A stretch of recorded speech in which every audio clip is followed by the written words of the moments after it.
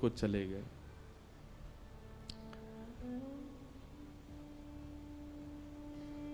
परीक्षित धीरे धीरे बड़े हुए, उनका विवाह हुआ, जन्मेजय आदि पुत्र हुए। अब यहां पर एक बहुत बहुत अच्छी बात है, पता है, बटुक जी भी बैठे हैं, कई सारे विद्वान भी बैठे हैं। अधिकतर व्यास कहते हैं, हम भी कहते थे पहले कथा में, कि कलयुग को 5 स्थान दिए और उन 5 स्थानों में एक स्थान जात रूप मदात प्रभो सोने में निवास दिया। अभी हम इसका विस्तार करेंगे, बस ये कुछ व्यास बैठे हैं सन्मुख, उनको बता रहे हैं। और उसके बाद परीक्षित ने आकर के मुकुट पहन लिया, जिसकी वजह से उनके मस्तिष्क में कलयुग प्रविष्ट हो गया। पर यह कथा भागवत में लिखी नहीं है। परीक्षित जी ने कोई मुकुट नहीं धारण किया, बल्कि श्रीमद् भागवत जी में तो स्पष्ट ऐसा लिखा है कि जब तक परीक्षित जी पृथ्वी पर थे, कलयुग थरथर कांपता था। कलयुग ने अपना प्रभाव डाला ही नहीं कहीं पर भी। तो फिर कहते हैं, फिर परीक्षित की मति कैसे बिगड़ी? उन्होंने एक संत का अपमान कैसे कर दिया? तो यहां भाव बताया गया, क्षुधा, भूख। इतनी भूख लगी थी उनको, इतनी प्यास लगी थी कि भोजन और प्यास का मारा व्यक्ति कुछ भी कर सकता है। इसलिए व्यक्ति को अत्यंत भूखा भी नहीं रहना चाहिए, क्योंकि अत्यंत भूख जो होती है, कलयुग उस पर भी प्रभाव डाल करके उससे गलत करवा देता है।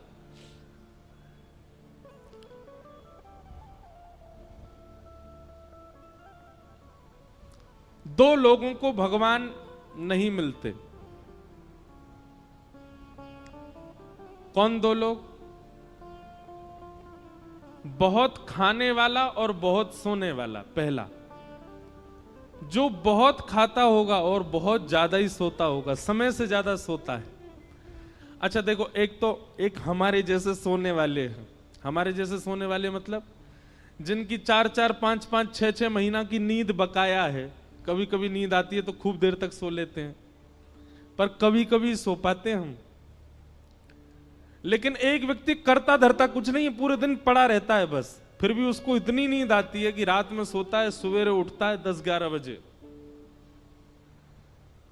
कोई परिश्रम नहीं करता, कहीं बाहर जाने का उसका काम नहीं, घर में पड़ा रहेगा पूरे दिन, और फिर भी उसको इतनी नींद आती है कि 7-8 घंटे सोता है। ऐसे व्यक्ति को ठाकुर जी नहीं मिलते, जो पारिश्रमिक नहीं है, परिश्रमी नहीं है और फिर भी सोता है। और दूसरा, बहुत खाने वाला।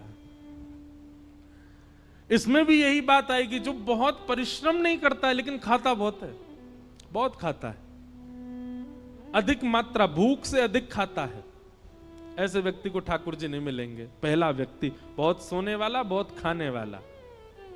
और दूसरा व्यक्ति बहुत कम सोने वाला और बहुत ही कम खाने वाला, उसको भी ठाकुर जी नहीं मिलते।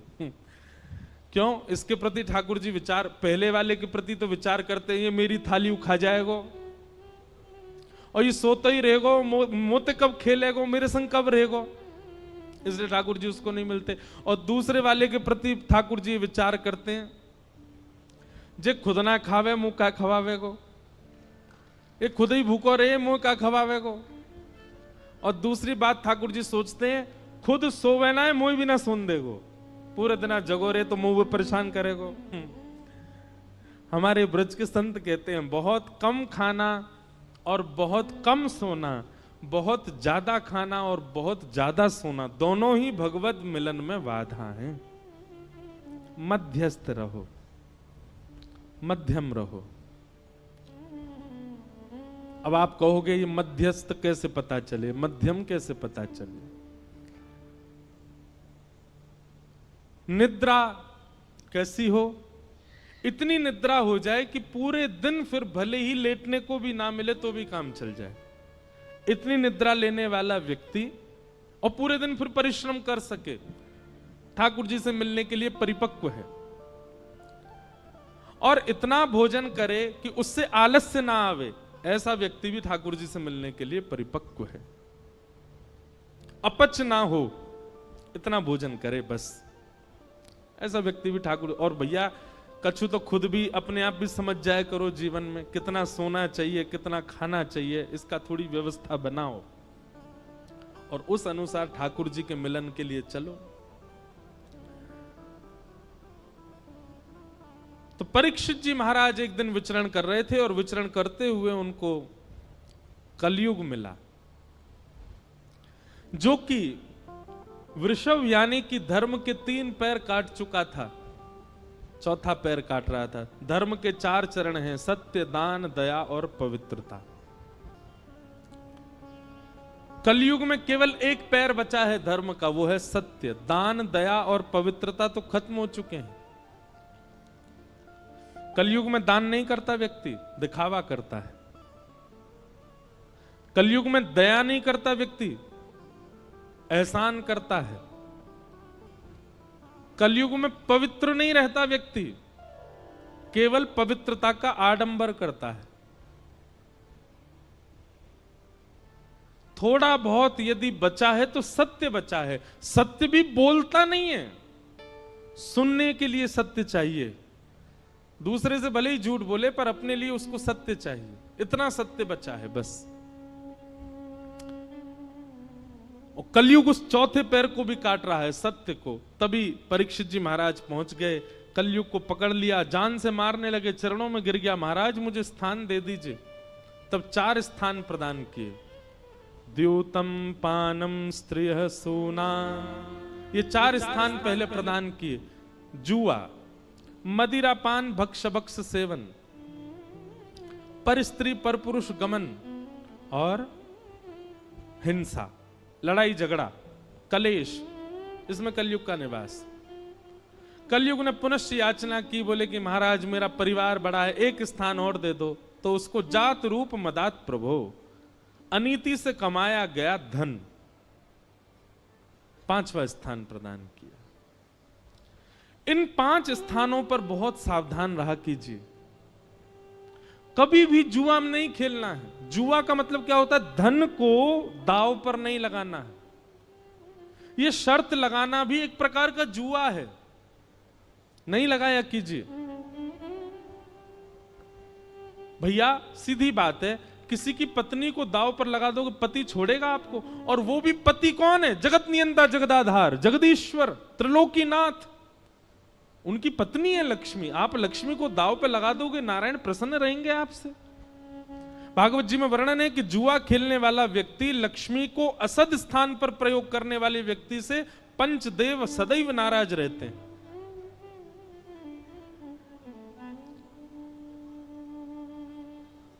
कई बार हमने देखा कि जुआ खेलने वाले व्यक्ति प्रारंभिक स्थिति में बहुत धन कमा लेते हैं, बहुत ऐश्वर्य भोग लेते हैं, सब सुख संपत्ति होती है। एक बात याद रखिएगा बंधुओं, बहुत ध्यानपूर्वक सुनो। असद क्रिया करने वाला व्यक्ति, बहुत ध्यान से सुनिएगा, असद क्रिया करने वाला व्यक्ति दूषित क्रिया करने वाले व्यक्ति के लिए एक निधान बनाते हैं भगवान। क्या?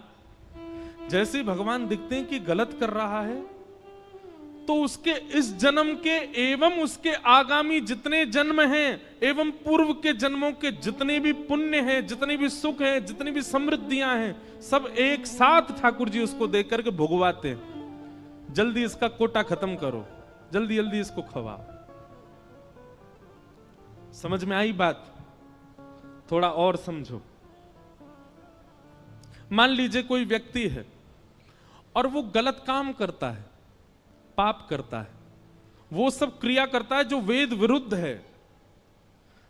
ठाकुर जी एकाध बार तो प्रयास करते हैं कि सुधर जाए, लेकिन वो एकाध बार में भी जब नहीं सुधरता है तो ठाकुर जी कहते हैं ठीक है, तो अब इसका स्वभाव बन ही चुका है, इसको पाप करना ही है, इसको गलत करना ही है, तो फिर इसके जन्म में, इसके जीवन में जितने भी सुख समृद्धियां आने वाली हैं, एक संग सब इसके जीवन में दे दो।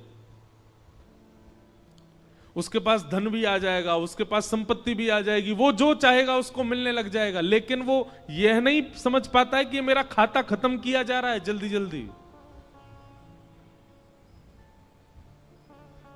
एक साथ सब भुगवा करके फिर ठाकुर जी उसको ऐसा गिरते हैं जैसे उसका शून्य हो जाता है खाता, फिर वो जीवन में उठ नहीं पाता। इस जीवन में नहीं, कितने जन्मों तक नहीं उठ पाता।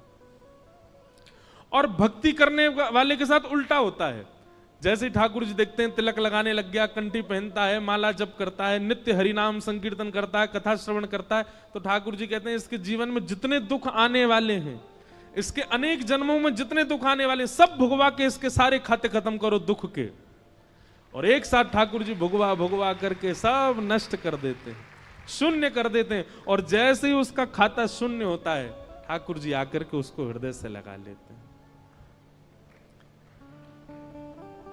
कभी कभी बंधुओं एक बात कहे हम, कभी कभी आप जो चाहते हो वो होने लग जाता है, सब कुछ बहुत अच्छा अच्छा चल रहा है, और इसके बदले में आप ये भी जानते हो कि आप पाप करते हो, आप वो सब क्रिया करते हो जो वेद विरुद्ध है, जो शास्त्र विरुद्ध है, और फिर भी आपके साथ सब कुछ अच्छा अच्छा होता है, तो संकेत समझ लेना खाता खत्म किया जा रहा है अच्छाई का। और जिस दिन कंठी माला पहनो, तिलक धारण करो, गुरु मंत्र ले लो, नाम जप करना प्रारंभ कर दो, तैयार हो जाना। अब ठाकुर जी हमारे बुराई के, हमारे जीवन के आने वाले दुखों के, कष्टों के, आर्तों के जितने भी विपत्तियां हैं सब अब भेजेंगे। हमको उसको निवृत्त करना, उससे नष्ट करना, उससे निकलना है, घबराना नहीं है।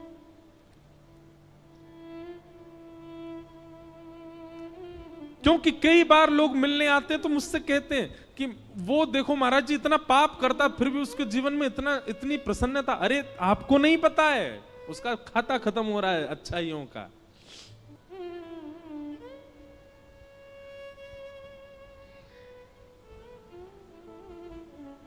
इसलिए कभी कभी जीवन में रुकावटें आना, कभी कभी जीवन में एंजाइटी आना, डिप्रेशन आना, चिंताएं बढ़ना, थोड़ी थोड़ी परेशानियां आना,